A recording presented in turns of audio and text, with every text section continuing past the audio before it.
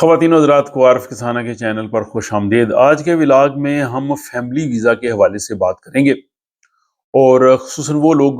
جو یورپ کے دوسرے ممالک سے سویڈن میں ہیں، جن کے پاس ان لوگوں کا جو پرماننٹ ویزا ہوتا ہے، پھر وہ سویڈن آتے ہیں، پھر یہاں پہ کام کرتے ہیں، یہاں کا پھر وہ ریزیڈنس پرمٹ لیتے ہیں، اور اس کے بعد وہ اپنی فیملیز کو بلانا چاہتے ہیں۔ اور بہت سے لوگ ہیں جو یہاں سویڈن میں ہیں، جو یونان سے، اٹلی سے اور دیگر ممالک سے آئے ہیں۔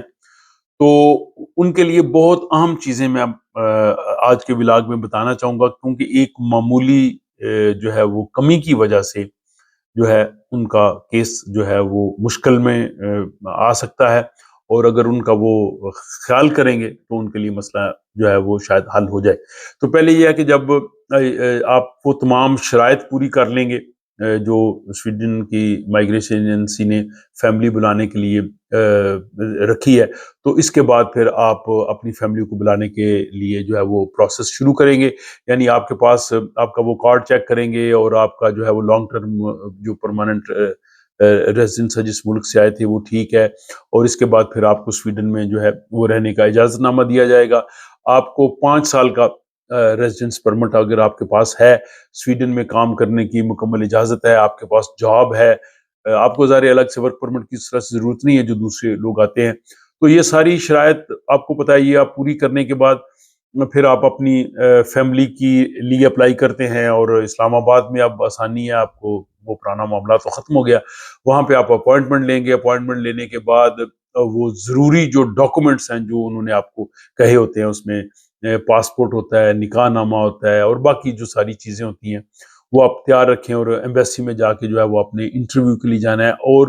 جو انہوں نے وہاں پہ آپ سے سوالات کرنے ہیں، آپ نے ان سوالوں کے ضرور جوابات دینے ہیں، اور آپ کے ڈاکومنٹس جو ہے وہ بڑے کلیئر ہونے چاہیے، اس میں کسی قسم کی جو ہے وہ کمی بیشی نہ ہو۔ اس میں ڈیٹ آف برتھ، نام، سر نیم، ان چیزوں کو ضرور چیک کریں، اس میں کوئی کنٹراڈکشن نہ ہو، یا جیسے نکاح نامہ ہے یا پاسپورٹ ہے، یا آپ کا جو نادرا کے جو آپ نے وہاں پہ کارڈ اور دوسری چیزیں دینی ہیں، یہ ساری چیزیں جو ہیں وہ بالکل ان کو آپ نے اچھی طرح سے دیکھ لینا ہے۔ اور وہاں پہ انٹرویو بھی ہو سکتا ہے، انٹرویو میں اگر وہ آپ سے جو پوچھے تو اس کے حوالے سے بھی فیملی کو پتہ ہونا چاہیے کہ انہیں جو یہاں پہ بلا رہے ہیں وہ کہاں رہتے ہیں، کس شہر میں رہتے ہیں، کیا کام کرتے ہیں، تنخواہ کیا، اس طرح کے سوالات بھی وہ پوچھ سکتے ہیں۔ تو یہ آپس میں کوارڈینیشن بہت ضروری ہے۔ اور یہاں میں ان لوگوں سے بھی گزارش کروں گا کہ جنہوں نے فیملیز بلائی ہیں وہ بھی کمنٹ باکس میں اہم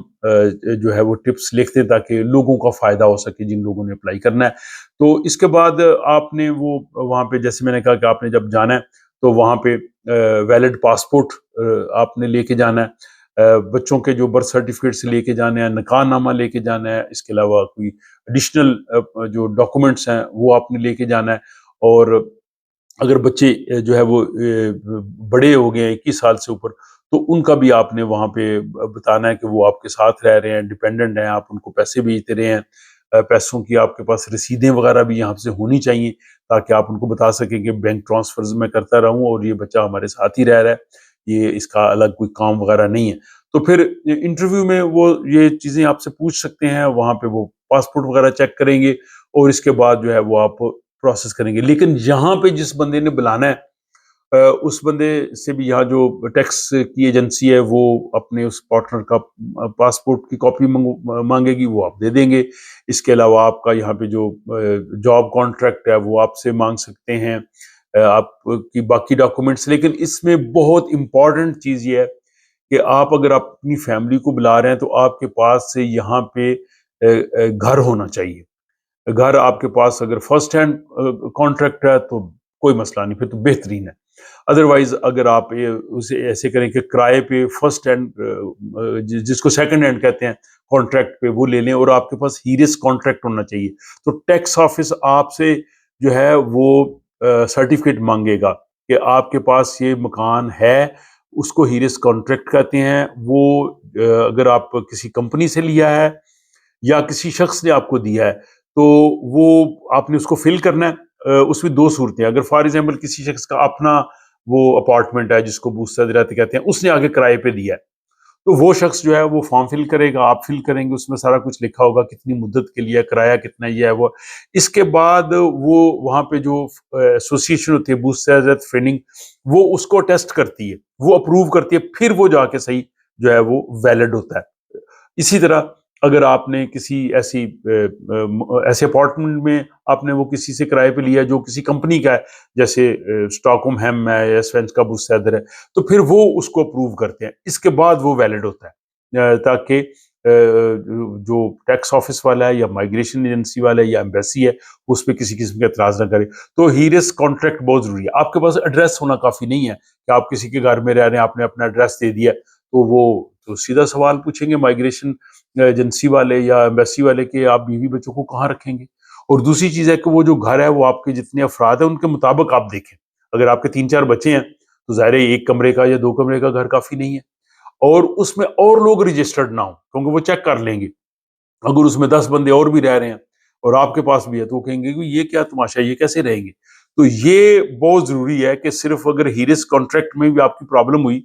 تو آپ کا جو باقی بنا بنایا کیس ہے وہ بھی خراب ہو سکتا ہے. تو ایک ایک چیز امپورٹنٹ ہے اس میں، مطلب کوئی بھی ڈاکومنٹ ایسا نہ ہو. اور یہاں پہ جاب ہے وہ بھی آپ کا امپورٹنٹ ہے. ان چیزوں کا ضرور خیال رکھیں کیونکہ معمولی چیزوں سے لوگوں کا معاملہ جو ہے وہ خراب ہو جاتا ہے اور پھر ان کو جو ہے وہ پھر کافی لمبا انتظار کرنا پڑتا ہے اور قانون بدلتے رہتے ہیں، پھر آپ کے لیے مشکل نہ ہو. تو میں نے ضروری سمجھا کہ یہ اہم تفصیلات تھی جو آپ کی خدمت میں پیش کروں. مزید دوبارہ کہوں گا ان لوگوں کے لیے جنہوں نے اپلائی کیا، جن کی فیملیز جہاں پہ آئی ہیں، وہ کوئی اچھے مشورے ٹپس جو ہیں کمنٹ باکس میں ضرور لکھیں تاکہ جو باقی لوگوں کو بھی کام آئیں، تاکہ اگر ہم دوسروں کے لیے آسانیاں پیدا کریں تو ہماری زندگی میں بھی خدا آسانیاں پیدا کرے گا. اپنا خیال رکھیے گا. ملاقات ہوتی ہے اگلے ولاگ.